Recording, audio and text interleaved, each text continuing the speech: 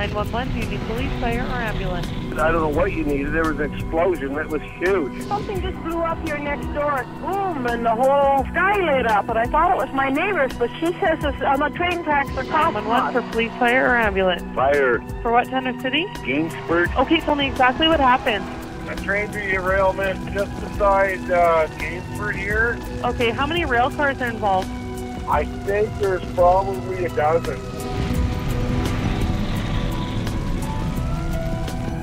In the beginning starts of the call, I was receiving anything from derailment, explosion, to train collision, and I didn't know exactly what was happening. So you immediately planned for the worst. I got the phone call at about just shortly a few minutes after 1 o'clock in the morning from our dispatcher, who was very confused on what the action actually was, whether we had a train derailed, 2 trains collided, or some sort of crazy explosion that had occurred out in Gainford.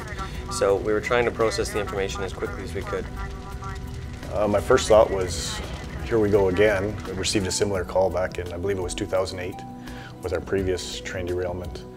So my first thought was, here we go again, and that it's going to be a long next couple of days. It's a bit of organized chaos. It's 1 in the morning, staff are sleeping, and you've got to do the same thing to them that just happened to you. You got to wake them up at 1 in the morning and say, you need to come to work. My main goal was just to get the appropriate resources there that were necessary to help the residents of Gainford.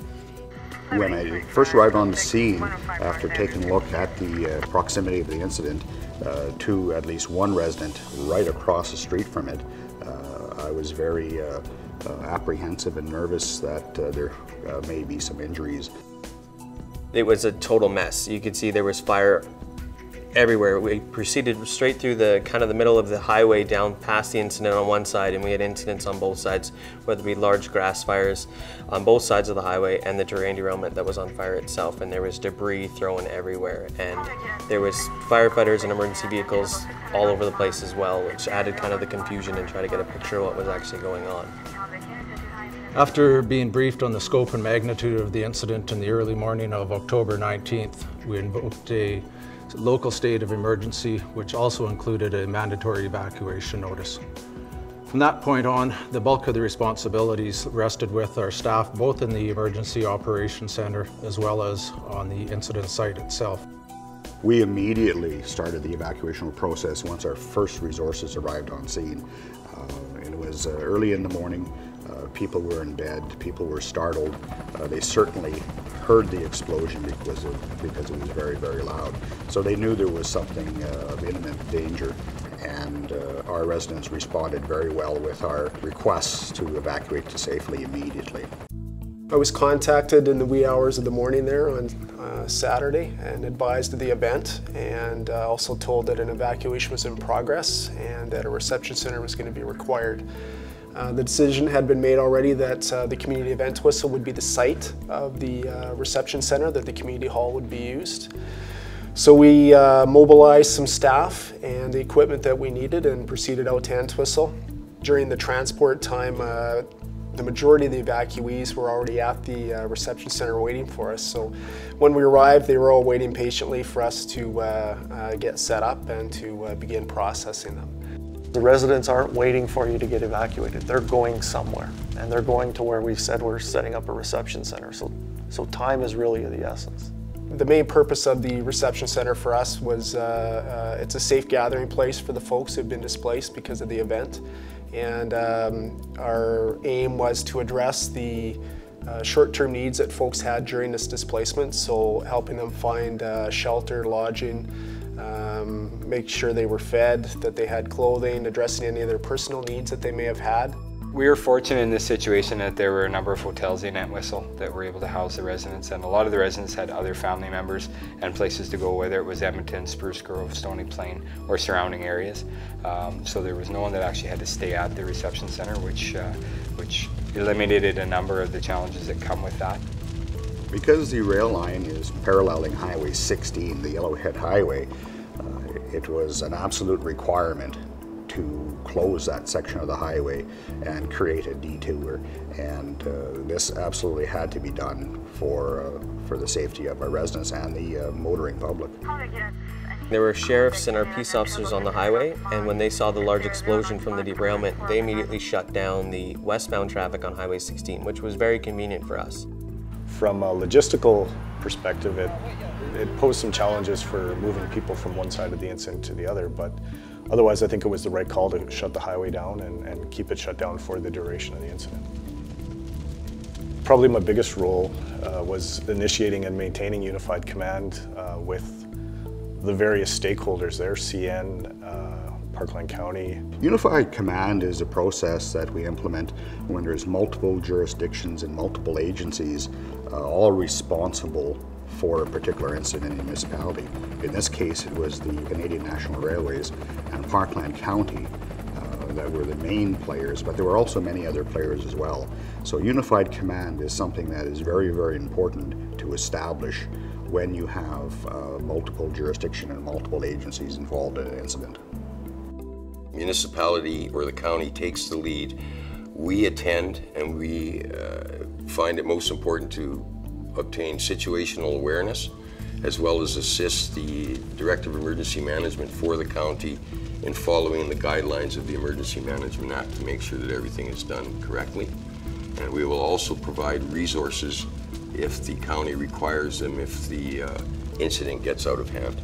Well, one of the risks is were there many liquefied petroleum gas rail cars that were being impinged by flame, and there was a severe risk of what we call a BLEVE, a boiling liquid expanding vapor explosion, which can be very, very catastrophic and in fact do incredible amount of damage up to a kilometer and even further radius of the explosion. So it was our prime concern and our most important task to clear the area of all residents in case that second explosion or subsequent explosions occurred.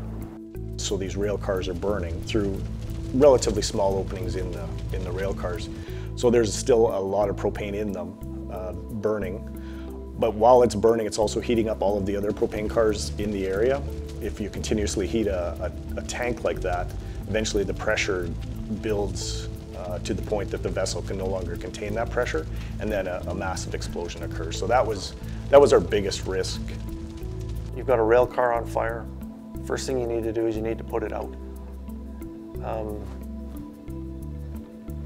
Because until that risk is gone, nobody goes home. And that doesn't happen just with Parkland County. It happens with the cooperation of many agencies: Alberta Health Services, Alberta Environment, Alberta Emergency Management, CN themselves, and anybody else who's that expert in the field. In this case, had to bring in experts from the United States to help us get rid of that threat and put out the fire. In consultation with the railway and their experts, they employed a procedure called a vent and burn. Now, when it was safe to do so, an explosive charge was placed on the vapor side of the tank, the top part of the tank, as well as one on the bottom. So basically they blew a hole in the bottom of the tank as well as the top of the tank and allowed the liquid petroleum gas to escape out into a pit where it was flared. That was the quickest and safest way to get rid of the product and to get the rail line back in operation again and open up the highway. 3, 2, 1, fire in the hole, fire in the hole, fire in the hole.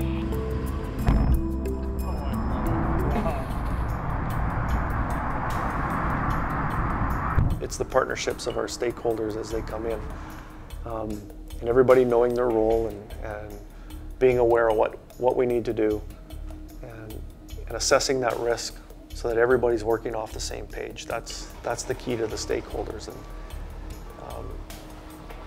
that doesn't happen as they walk through the door. It happens in advance of an event through our emergency management plan. We had so many representatives show up, so many stakeholders involved. It was a lot of people to try to get together, to keep everyone informed, to keep everyone's priorities at the table, and to understand what we needed to do and to keep everybody happy. Things I think that went well at this particular incident was the formation of an incident command system during the early onset of the incident, and the bringing of all the key stakeholders to the Emergency Operations Center in a fairly quick and rapid manner. It's always a challenge when there's multiple agencies, multiple jurisdictions, and different interests and requirements in mitigating an emergency and dealing with an issue. But generally speaking, everybody worked well together. Provincial agencies, federal agencies, municipal agencies, as well as the railway, highways department, the pipeline companies, the power companies. So there were many, many agencies and people involved in this that had a certain stake in this event. And it's through communication, coordination, and cooperation that makes an emergency event like this be successfully mitigated in the best interest of everybody involved. I think it was evident to myself is that the preparation that we had put into it, the training that we've done with our staff, having tabletop exercises, assured us that we have the response capability in these particular incidents. I think one of the key factors that we did very well was ensuring the safety of our residents. But we did find out that there are some flaws in some areas for improvement, primarily in communications with our residents. And that needs to be improved if we encounter a similar incident in the future. We didn't have a standard message to give out to the residents in the evacuation. So there was a little bit of mixed messages. We should have told the people, to get their medications, to take their small pets and animals with them, which would have helped us out longer on in the incident, because they became sort of a thing we had to address, which we might have been able to get around. You need to go here, you need to bring your medications, you need to bring your pets, you may be out for a few days. And that would have alleviated some of the challenges later to bring residents back to get their medication and that sort of thing. So, because of the rural nature of the county, being able to deal with livestock and pets was something that we did fairly well, but again, had it been a longer period of time that they were out, certainly we would have had to take measures to try to move the livestock off-site and to be able to continue to feed them and water them and help reduce the stress levels from the residents from those perspectives, because they're family members, I mean, just like any other family members. We need to work on not only ensuring that we as an organization are prepared, but our public's prepared as well. It's always a challenge. It's always something that has to continually be worked on, and we certainly recognize that. We've recognized that from incidences that we've had in the past, and we will certainly try to make things as best as we possibly can for those incidents that we have to encounter in the future.